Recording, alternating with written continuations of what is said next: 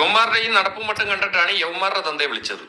ഇപ്പൊ തന്നെ കണ്ടപ്പോ എനിക്ക് തന്റെ തന്തയ്ക്ക് വിളിക്കാൻ തോന്നുന്നു. അയ്യോ പപ്പ വരൂലാട്ടാ, പപ്പ ഡെഡാണ്.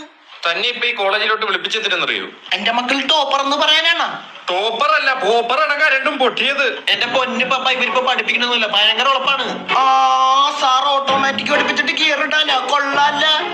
പിന്നെ തന്റെ ഈ മൂത്ത മോൻ ആ ജിണ്ടാപ്പി എന്താണ്? ആ ഒരു കഴിവില്ലാത്തൊരു ഇറക്കൻ. അത് പറയല്ലേ സാറേ, ഡെയിലി 3 പാക്കറ്റ് തീർച്ചയൊക്കെ ഒറ്റിരിപ്പിന് വലിച്ചൊളിയും മച്ചാൻ. അബ്ദുൽ കലാമിന്റെ അവാർഡ് വാങ്ങിച്ച പോലെയാണല്ലോ താൻ ഇതൊക്കെ പറയുന്നത്. എന്റെ പൊന്നു സാറേ, ഇവന് അർബുദം വരാത്തോണ്ട് ഞാൻ തന്നെ അത്ഭുതപ്പെട്ടു പോയി.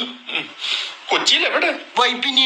തനിക്ക് ഇവന് എത്ര പേപ്പർ ഉണ്ടെന്നറിയാവോ? ഇന്നലെ ഞാൻ 2 പേപ്പർ ജോയിന്റ് അടിക്കാൻ വേണ്ടി കൊടുത്ത്. നീ പുതിയതല്ല വാങ്ങിച്ച? പപ്പ അറിയാതെ എന്തെങ്കിലും ചെയ്യുവോപ്പാ? ആ ഇല്ല, അതങ്ങനെ സംഭവിക്കൂല. എടോ ആ പേപ്പർ അല്ലടോ സപ്ലൈ. സപ്ലൈയാ? എന്റെ പൊന്നു സാറേ, ഇവന്റെ അടുത്ത് ഞാൻ പറഞ്ഞാണ് ഇവിടെ ഞാൻ സപ്ലൈ ചെയ്തോളാന്ന്.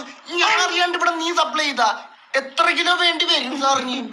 മച്ചാനെ ഞാൻ ഇവരുടെ കഞ്ചാവ് ഇവിടുന്ന് ഉത്ഭവിക്കുന്നതെന്ന് അറിയാനായിട്ട് വിളിച്ചു വരുത്തിയത് ഇപ്പൊ മനസ്സിലായി. എന്നാ മച്ചാനെ നമുക്ക് മഷ്റൂം എടുക്കാം, അത് ലീഗലാണ്.